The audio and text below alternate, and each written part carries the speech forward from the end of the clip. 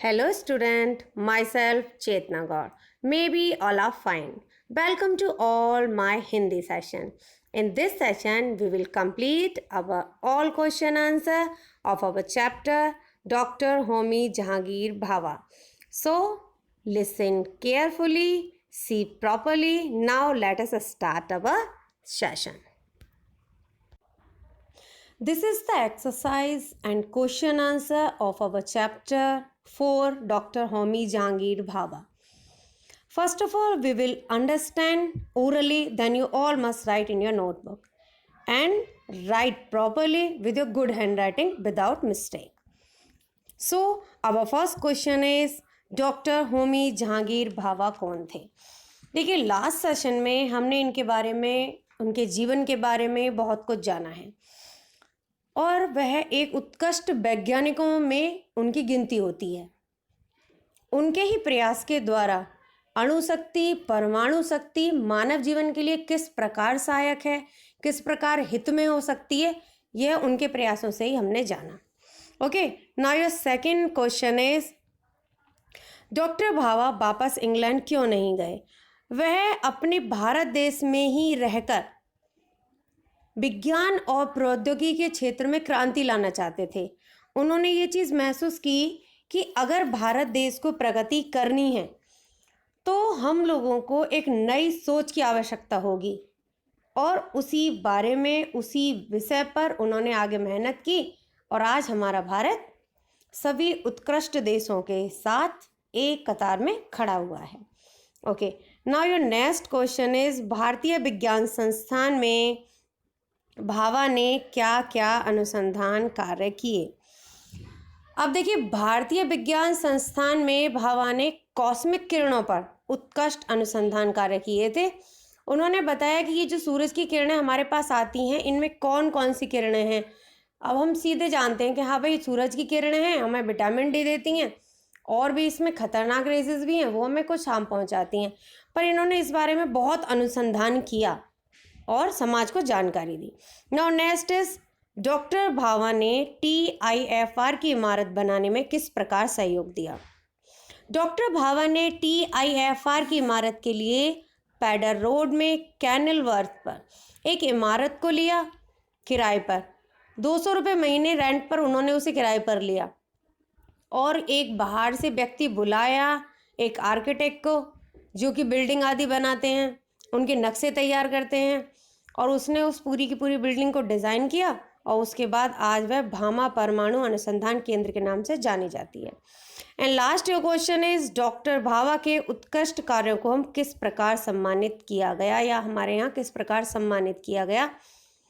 भाभा के उत्कृष्ट कार्यों के लिए उन्हें पद्म विभूषण आदि भी कई सम्मान मिले हैं, परंतु सबसे ज़्यादा प्रमुख उनका एक सम्मान था कि इंदिरा गांधी ने, जो वहाँ तत्कालीन प्रधानमंत्री थी, उन्होंने उस संस्था का नाम ही, जिस संस्थान में वह कार्य करते थे, उसका नाम ही भाभा परमाणु अनुसंधान केंद्र रख दिया था। ये बहुत बड़े गौरव की चीज़ है। आइए नेक्स्ट है डॉक्टर होमी जहांगीर भाभा का क्या योगदान है? देखिए, डॉक्टर होमी जहांगीर भाभा ने सारे संसार को कॉस्मिक किरणों से अवगत कराया और वह किस प्रकार हमारे जीवन में सहायक हैं और जनहित में किस प्रकार सहायक हो सकती हैं, इसकी जानकारी समाज और दुनिया को दी। एंड नेक्स्ट इज परमाणु ऊर्जा क्यों दुर्भाग्यपूर्ण मानी जाती थी? देखिए, द्वितीय विश्व युद्ध के अनुसार जो सेकेंड बार हुआ था, वर्ल्ड वार, उस समय हिरोशिमा और नागासाकी पर बम विस्फोट हुआ था और जो परमाणु विस्फोट हुआ था उसके नतीजे आज तक देखने को आते हैं, कितना भयावह उसका रिजल्ट आज तक के लिए रहा है। तो इस एक प्रेजेंट एग्जाम्पल को देखकर सब लोग मानते थे कि जो परमाणु शक्ति है यह नुकसान ही देती है, ये खतरनाक ही होती है सबके लिए और यह किसी भी प्रकार मानव जीवन के लिए सहायक नहीं है। तो उस एक एग्जाम्पल से सारी दुनिया को यही एक पिक्चर देखने को मिला, जिसके अकॉर्डिंग सब लोग इसी को फॉलो कर रहे हैं कि हाँ भाई, ये कभी भी हेल्पफुल नहीं हो सकती है परमाणु शक्ति। And last is doctor Homi Jahangir Bhabha का संक्षेप में जीवन परिचय दीजिए।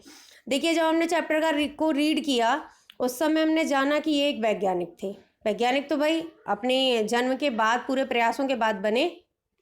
इनका जन्म बम्बई में एक संपन्न पारसी परिवार में हुआ था और 30 अक्टूबर 1909 को इनका जन्म हुआ था। इनके पिता एक बैरिस्टर थे। हाई स्कूल की परीक्षा पास करने के बाद ये कैम्ब्रिज विश्वविद्यालय चले गए। वहाँ वह 13-14 वर्ष रहे और पढ़कर आने के बाद उन्हें स्वदेश आने का उन्हें मौका मिला किसी भी प्रकार से, और यहाँ आने के बाद वो भारत के ही रह गए और उन्होंने सोचा कि अब मैं यहीं पर कुछ कार्य करूँगा और भारत देश के सम्मान को ऊंचा उठाऊंगा। और इसी कार्य को करते करते 1966 में उनका प्राणांत हो गया, अर्थात उनकी डेथ हो गई। आइए अब हम इन्हें 1 बाय 1 आंसर्स के साथ देखेंगे सभी क्वेश्चंस को, और बहुत ध्यान से आप इन्हें अपनी नोटबुक में नोट डाउन करेंगे। Here your first question is, doctor Homi Jahangir Bhabha कौन थे?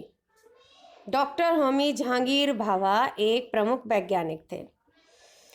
डॉक्टर भाभा वापस इंग्लैंड क्यों नहीं गए? डॉक्टर भाभा वापस इंग्लैंड इसलिए नहीं गए क्योंकि वह अपने वतन भारत में रहकर अपने देश में विज्ञान और प्रौद्योगिकी के क्षेत्र में क्रांति लाना चाहते थे। ओके, यहाँ प्र और घ दोनों पर एक एक और मात्रा और है, इसे ऐड कर लीजिएगा please. Sorry this mistake.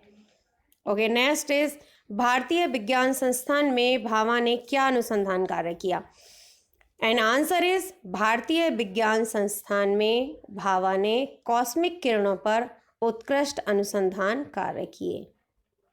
Next is, doctor Bhabha ने TIFR की इमारत बनवाने में किस प्रकार सहयोग दिया?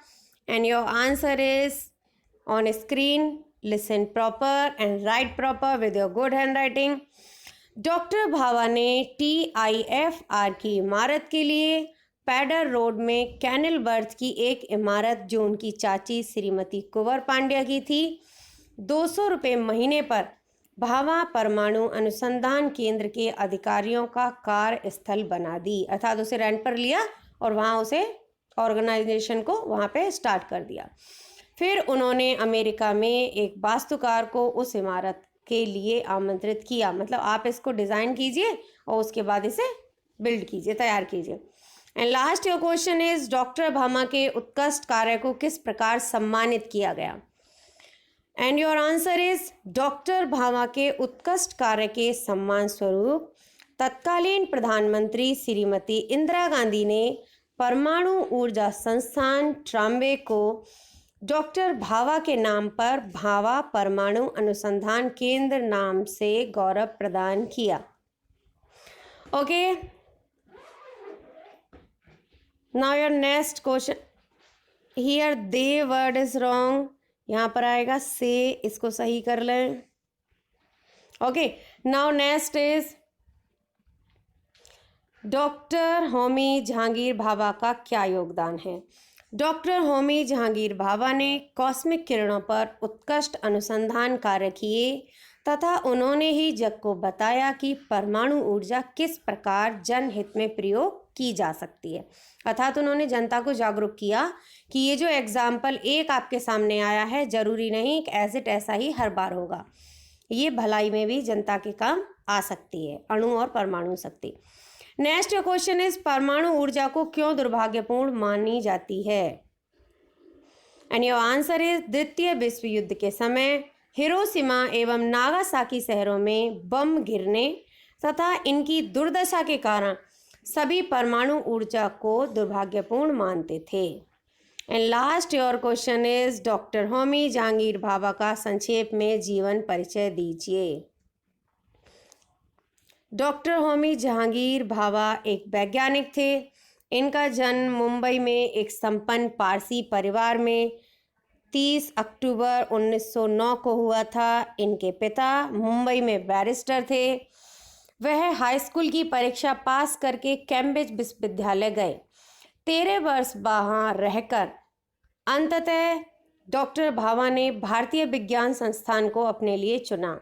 फिर TIFR के लिए अपना अतुलनीय सहयोग देकर भारत के गौरव को विश्व स्तर तक बढ़ाया और सन 1966 में अपने उत्कृष्ट कार्य से देश के सम्मान में अपने जीवन को समर्पित कर दिया और इस संसार से विदा हो गए। भाभा के प्रयास का ही प्रतिफल है कि आज विश्व के विकसित देशों में भारत के नाभिकीय वैज्ञानिकों की प्रतिभा एवं क्षमता का लोहा माना जाता है।